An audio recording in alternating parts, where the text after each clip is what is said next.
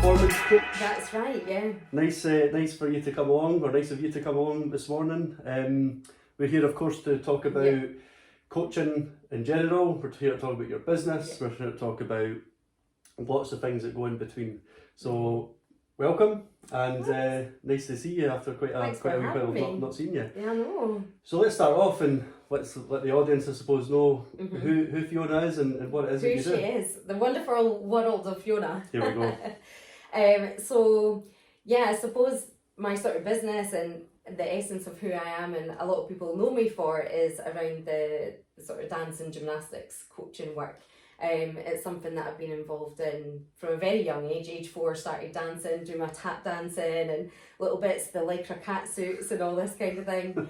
And built up and got involved in gymnastics sort of age 10, 11, and it's just always been a natural progression. It's been something that I've enjoyed and put a lot of, just the social time, the learning new skills, the performance side. And then that's naturally kind of evolved into what has become, a career for me. And it wasn't something that I anticipated. This is what I'm going to do. At primary school, you sort of think I'm going to be a high school teacher, a primary school teacher, a PE teacher. Yeah. I wanted to be, do marine biology at one point, I think. Then I thought about the RAF, all these things that when you're like 10 and 11, you're like, I could do anything. But yeah, as sort of time has went on, it's led into that, and that's now basically what I do, and I'm at a point now where I'm looking to try and take that on to the next step. Superb, very interesting, interesting. So what did you do? So we're going to come on to your kind of new business in a wee second, but what were you doing 6 months ago, 12 months ago? Yeah, so, well, sitting in my house during lockdown, and the occasional bit of gardening. I'm getting better at that now, But yeah, so previously, I've just left employment just this year and taken that sort of step into going predominantly freelance now. Whereas before, the main work, I've had freelance work on and off for years. Used to freelance a lot actually in my sort of late teens, early 20s, but just over the last wee while, it's been all sort of coaching work with a club. So I was head of performance at Astro Gymnastics, and basically helped to support the club and its members to evolve. We used to just train out at local, like sports centre halls and out the college at West Lothian. And then we got our own facility, and then we actually moved into a larger facility. So as the club has sort of grown in numbers and the amount of different activities, I've started the performance side, or evolved the performance side, if you like, to focus on the competition sections and the display work. So that's what I previously did, and then just moving more into this now. Cool. So if you don't mind me asking, why now? Why sort of full-time security to freelance? Was it? Yeah, I think it's been a wee while coming, to be honest. There's been like times where I've sort of thought, is this for me? Is this the sort of only place for me? And then there's been other times where I kind of thought, no, this is great. I'll just, keep doing it. And it's kind of come, I think, after having a break last year, to be able to sort of stop and really reflect, actually, how do I begin to sort of build up more of what I want to do and take a little bit more ownership of that. A lot of the time when you're working in a club environment, it's, you do your own thing, and I did have a lot of autonomy, but you're still sort of in the one environment, it's the one culture, it's the same sort of day in, day out interactions, if you like. And for me, it was about trying to be able to broaden, who I could work with, what I could do, and just to, I think, in essence, start to challenge myself on a little bit. I wouldn't say that I got comfortable, not to the point where I was complacent, but I was comfortable in the sense that, and almost too comfortable, that it allowed for me to almost start to lose my confidence. It was like, this is what I do, and this is my identity now. Like, I'm only sort of known and confined by this one thing. Whereas I think, like, being able to sort of take that step out and go, gosh, like, if I work with other people, then it's going to challenge me out of my comfort zone. Like, I'm very used to the interactions that I have with others on a regular basis. So how do I take the skills and expertise that I've developed over those years and start to help and support other people, and take myself into a position where, right, I've got to go in and work with this new group and deliver on this, or help assist here. So it's a personal growth, change in direction to some extent, to sort of cover more, and just being able to sort of be my own boss and Yeah. see like where does this go? Yeah, well, who doesn't like being their own boss, I suppose. It's interesting because just off camera, just before we started here, we were kind of talking about how many people, and let's just call it the sort of 30 plus bracket, Yes, or that's a maybe big like the bracket. 30 to kind of 38 bracket of just over the last, 12 months ultimately, how many of them have just went, right, okay, this is lockdown, coronavirus, all that kind of stuff has been such a bit of a culture shock to people, but I think it has made people reflect. You've kind of went through that cycle as well then? Yeah, I think so. Like, it's, don't want to just sort of say life is too short, but people say that, and it gets thrown about, but actually when you do take the time to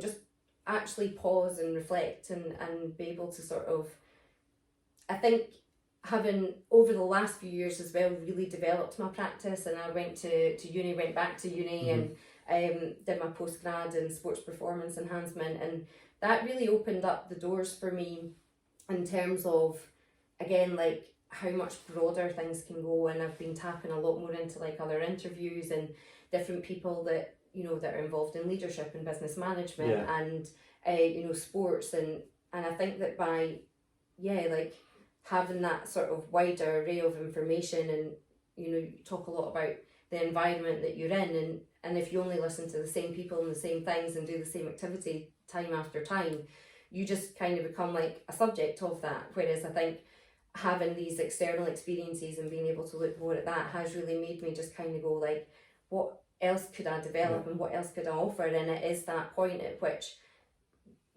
you could talk yourself out. Now, I'm very good at talking myself out of things, such as getting out of bed, like, nah, you're alright, we'll stay here.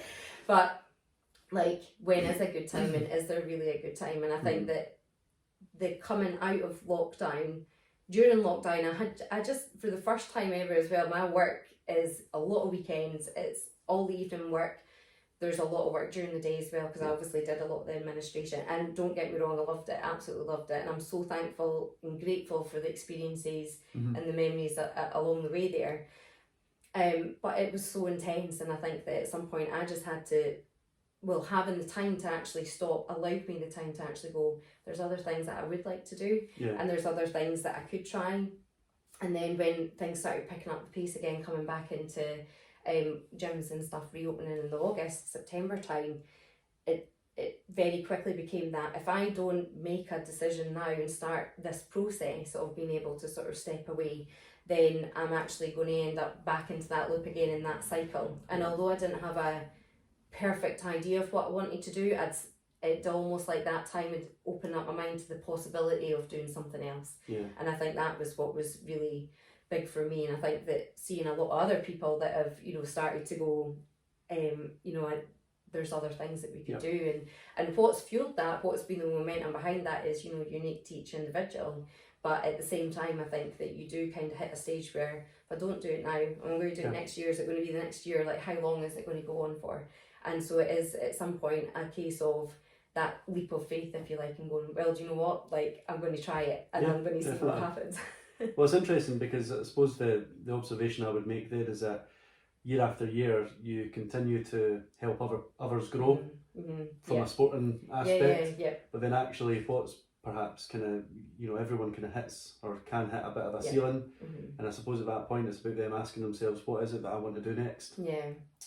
I can stay here and I could be comfortable, but as time goes the motivation kind of drops, I suppose, and that's not your fault. That's just who people are in general, and there are a lot of people out there that do need to, change is good, change keeps them motivated, it keeps things fresh, and I think that's like an observation I would make with your experiences, helping people to grow every single day, every week, every month, every year, but actually your personal growth was probably stagnant at that point. And it's that taking yourself out your comfort zone as well, like it's not until you actually sort of try something that you learn from it, and it's every time that you do that, and I've spent a long time teaching people how to sort of step out their comfort zone, and I've been involved in coach education and various different capacities, so it is a little bit of like, well, what are you doing for yourself to sort of take your own advice, you're giving it out to everyone else, but at some point take that step out your comfort zone, challenge yourself, and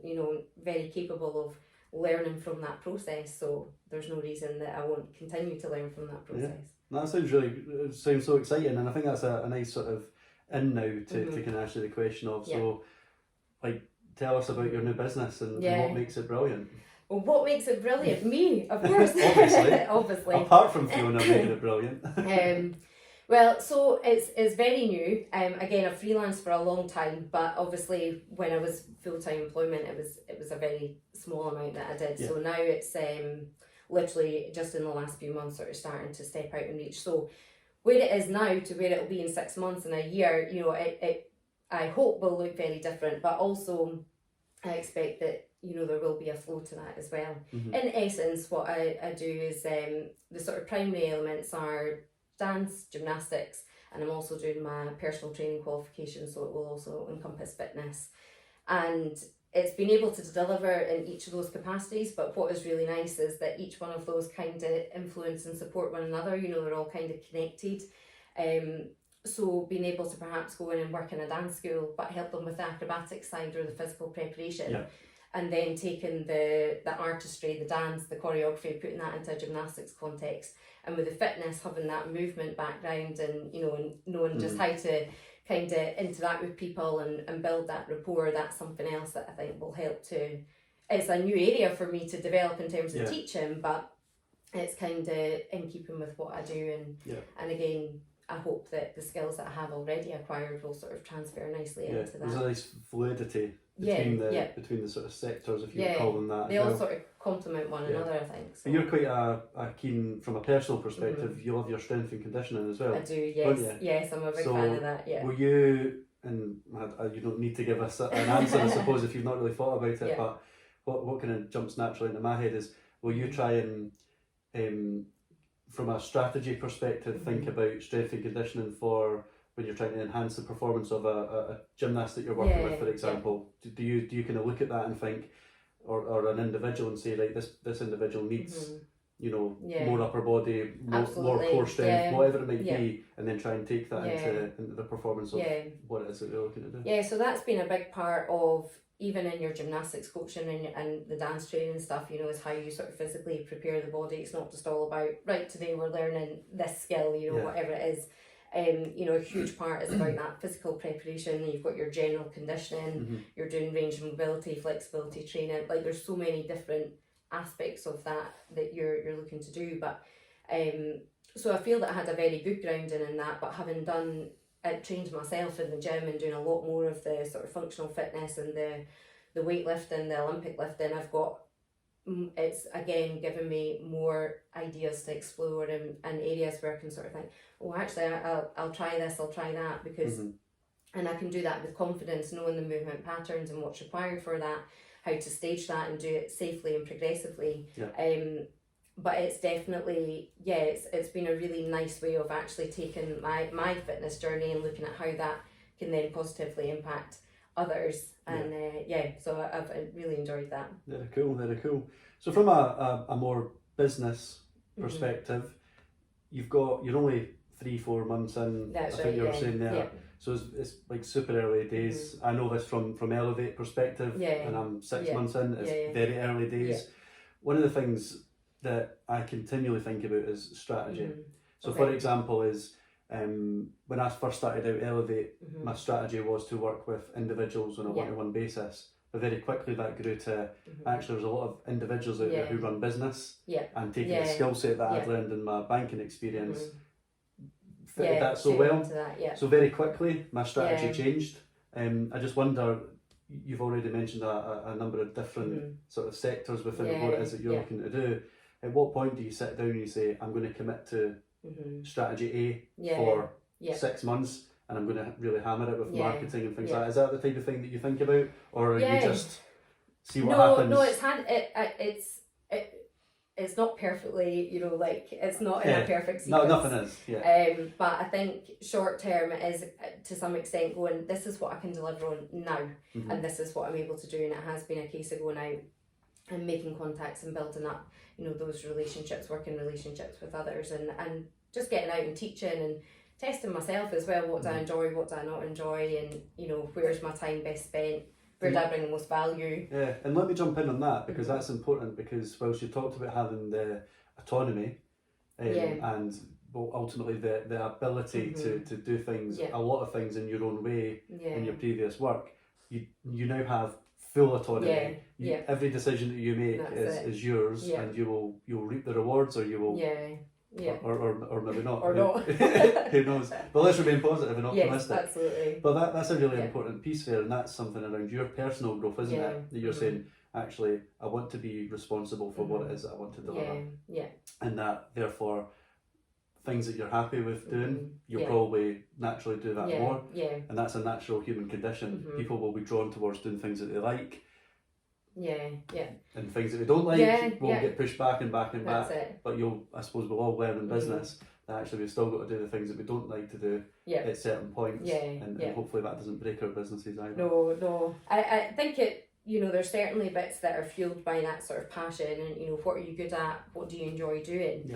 And then there's another part where you do just have to be disciplined and go, right, if I want to make this, an effective business, and I want to, really reach out and maximise its potential, then you do just have to sort of sit and go through the bits and learn things. And, I've taken so many webinars and different bits to just either learn new things, or things that I've maybe done a while ago, but it's like, actually I need a refresher on this, I need to touch base on this. And does all of that excite me? Like, absolutely not. But is it necessary? Yes it is. And and just talking about some of that and how you sort of navigate that, one of the sort of big things that I've looked at in terms of, I teach a leadership award through Scottish Gymnastics, and one of the sort of concepts within that we talk about is Icky Guy.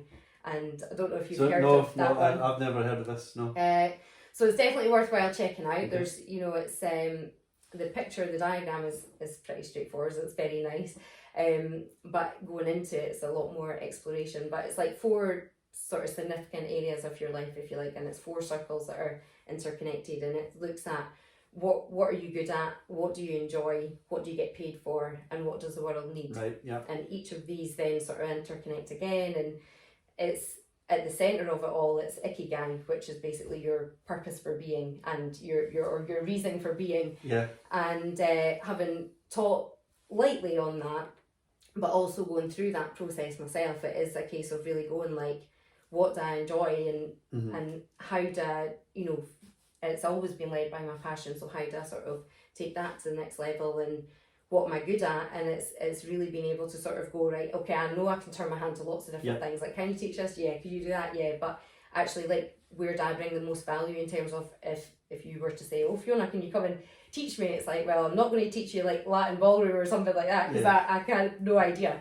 But, if it was something else, like, so it's really identifying, like, what is my sort of speciality, and how can I make the maximum sort of positive impact on others. And then obviously what you get paid for is trying to turn that into a business, and what the world needs. Well, it can be huge, or it can be community level, it could be anything, but that sort of inspiring others and fueling others, and just helping to share and elevate. That wasn't planned. There you are.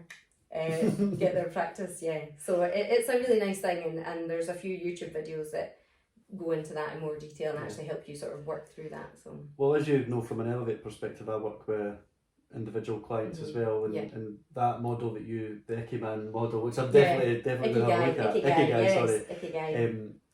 It's right, similar. I think it's quite similar in some ways to when I've got a client that comes in and they're talking about, I'm lost. I don't, especially from a career perspective, I'm lost. Absolutely. I don't really know what to do. And these are the kind of investigatory. I'm always rubbish at saying these types of words, but the types of tools that you really need to use in order to get back to the core values, your core values, absolutely. and understand or ask yourself, what is it that makes me happy? How much money do I want to earn? How much time do I want to spend with family or friends? What are ultimately, it's all about motivations, and really trying to sort of just challenge yourself and ask those types of questions. And it sounds like it's quite similar in many ways to what you're talking about there, because you're trying to get down to the fact that you want to do something that you enjoy, so then therefore that will kind of help with your motivation.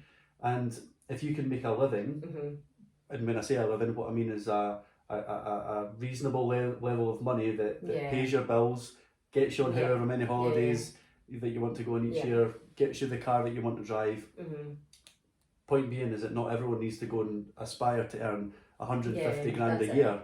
You know, you can be happy, motivated, fulfilled, earning 30 grand a year if you find the things that keep you happy and it sort of maintains your lifestyle as well. So, Icky Guy. Icky Guy. Here we go, because it's definitely something that I'm going to take from this conversation. Fiona.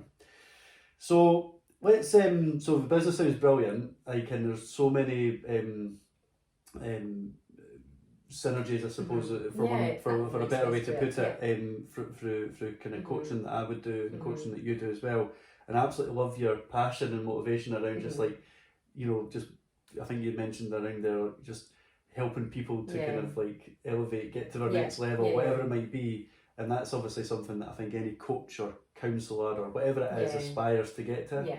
And the fact that you can be part of someone else's journey, in some ways, I don't know how you feel about this, and please feel free to answer in a second, but it makes me feel happier when I see someone that I've helped progress. That makes me feel happier than actually watching myself progress. Do you know what I mean? It's weird. I don't know if you feel I think it's a like real privilege, you know, and another part of what I would like to do where the business will evolve is more in the coach education, both formal and informal, looking at coach development. So it's, you know, if you can sort of work with them, then they then work with the athletes that they're with or the clients or whoever it might be. But from from working in youth sport as well, it's a huge privilege. Like you're sort of a role model for somebody else. You're helping to facilitate their learning journey, if you like, and you know, and it's not giving them the answers, but it's creating that space and that environment for them to better explore themselves and where they can go with it. And I think that it's when you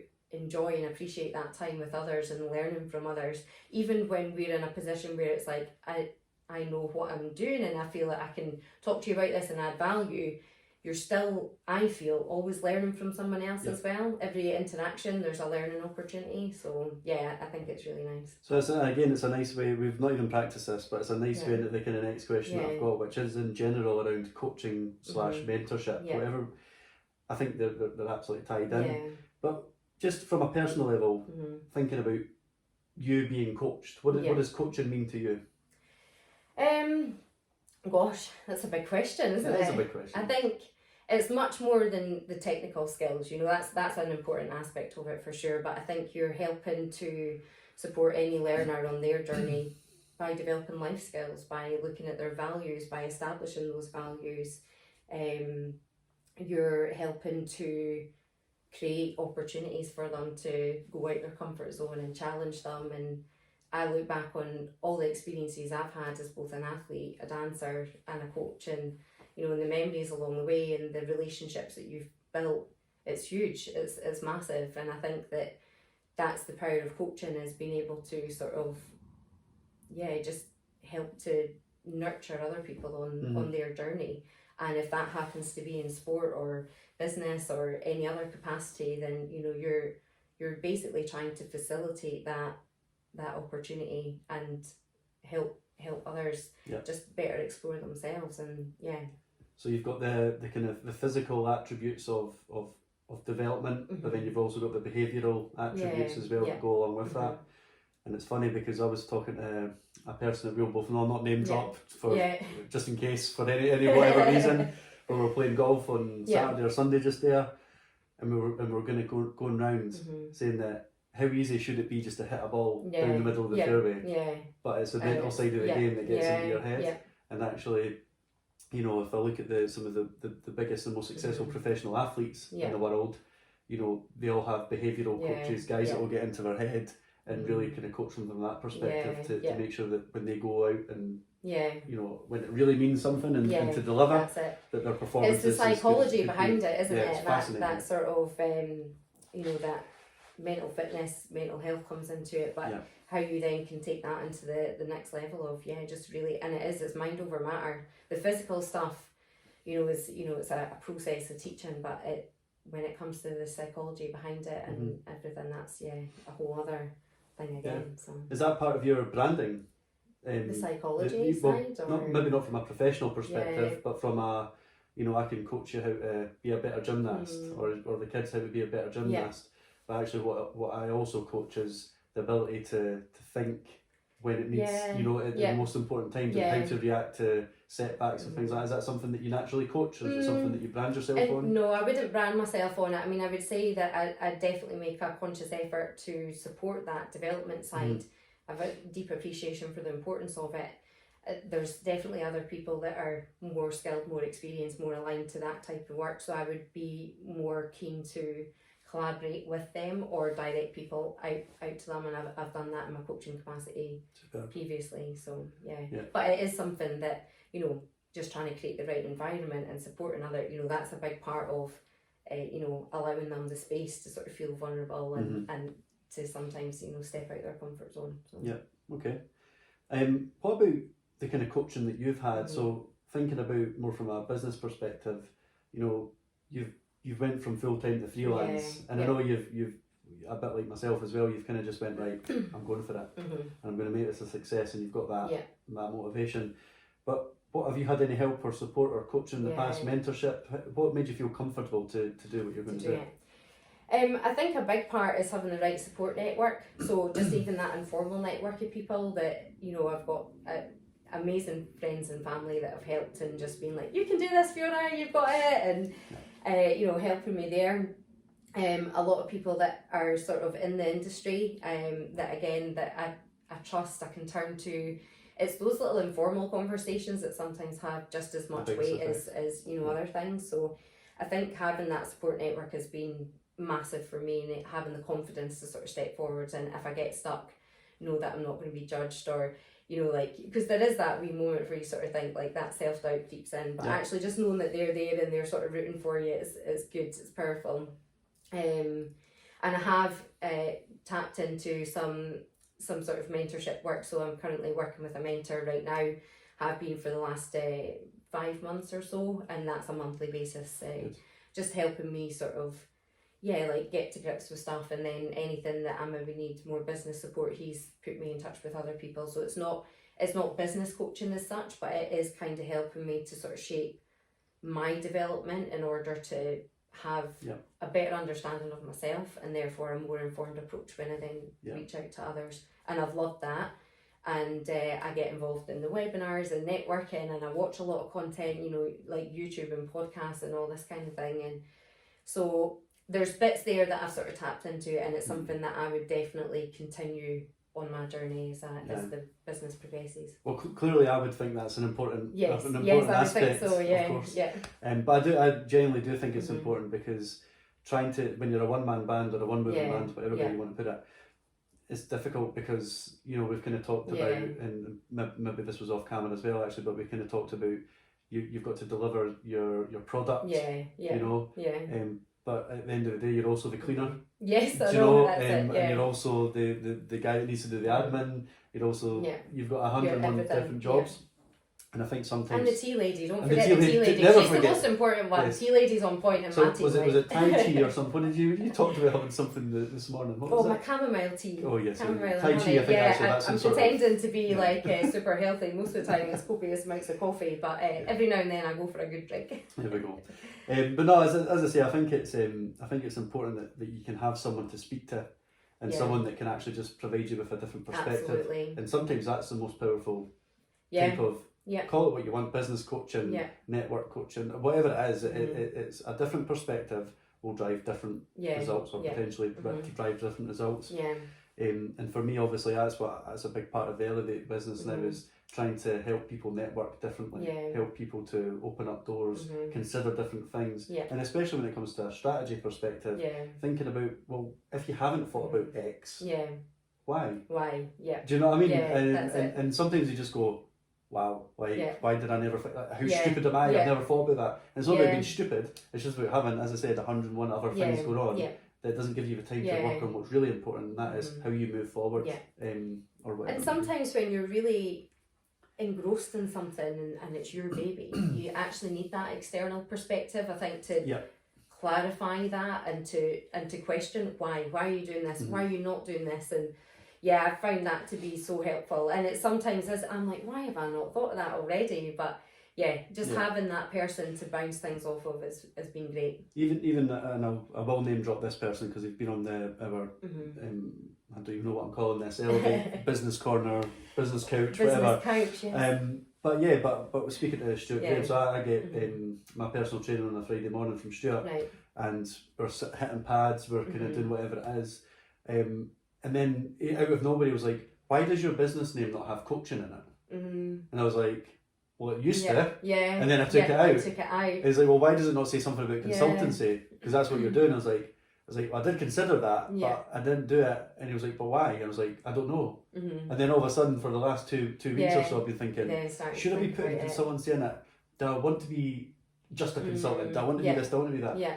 I think the thing is, being 6 months into a business, it's important to consider all these other things. Absolutely, yeah. Let them kind of marinate for a little bit, and then make that decision. It's easy to jump in and just make a change because of some sort of feedback that you get. Yeah. But that's a great example of something that I probably will do. But because it's branding, it takes a little bit of time. Yeah. But the kind of overarching point anyway is, at any stage of business, it's going to be important to have a different perspective. And you mentioned earlier on in the conversation around being in the same place with the same environment with the same people, and with all the best will in the world, that doesn't necessarily spur on new ways of thinking. And therefore things can become a little bit sort of stagnant. So it's really fascinating how things can kind of change in that way. So let's think about the kind of next 6 months then, which is going to be daunting, I'm sure, for you. But let's go all in here. Let's give the audience what they want, Fiona. Oh my gosh. What happened? Where are you in 6 months? Christmas time, you're chilling in front of the fire. What's going on? Chilling in front. So for me, it's knowing that I don't have a perfect plan in place, and I'm kind of going with the flow, and when opportunities come up, like analyse them. Is this the right step? Am I going to bring value to this group? And how will that all work? I would really like to start being able to tailor more of what I do in a bespoke way, so it's less of just, can you cover this, can you do that, but actually like taking the experiences, skills that I've built up and being able to really look at how I can make that something that as a package, like it is Fiona Fyfe Performance Coaching. It's that way of being able to not necessarily have to work at a high level, an elite level, but everything that we do is done to a high standard. It's done progressively, it's done with intention, that there's clear objectives along that. So I think whichever environment, capacity, whether it's a dance studio, gym, whatever, it's about really being able to kind of target a little bit more and just have that bespoke type feel. And more with the coach development, for sure, being able to potentially look at building my own programs and interactions with coaching teams or teachers and helping them to just, again, like asking the questions. It's not coming in and saying I've got all the answers, but how do I facilitate their learning that's unique to their environment and helps them to evolve from where they are now to where they could be. So that's something that I'm really passionate about, and that I can't give a sort of detailed sort of account of exactly what it looks like now, but that is the next sort of step that I would actively be looking to engage in. Well, put it this way, I think it would be a bit of a red flag if you didn't think, right, this is kind of what I want to do in the next few months, because it's quite easy. I think it is quite easy just to go down certain avenues and certain paths early on, and that's certainly what I'm experiencing. Is sometimes you just need to stop for a minute and think, right, I'm going to commit to 2 months of this. Because if I don't give it at least that, then it's never got a chance. And the problem is that when you're trying to do too many little bits of something and not give it a chance, then nothing really becomes of it, because it'll take longer to kind of build up. So so there we go. So to kind of summarise, some more bespoke, targeted service perhaps, and some of those areas that or avenues that you were talking about there. So definitely. Well, listen, this has been a great chat. Yeah, it has been. I've really enjoyed it. Yeah, no, I think it's been good. Thank you so much for kind of coming in today, and obviously talking about just loads, like that was cool, like so talking about loads of things there, talking about your business of course as well, which is cool, and I think it'll be great, like I really hope we can catch up in a year from now, for example, touch base again and just see where things are. I'll have that Paradise Island Well, with my cocktail. You can come to the interview there. I'll thank you. fly you I was over. just going to say. Fly you over first class. Thank you very much. I would expect nothing less. Well, Fiona, thanks very much. Thank and, you. Thank all the you. best. Okay. All the best to you as well. Thanks, Thank you. Paul.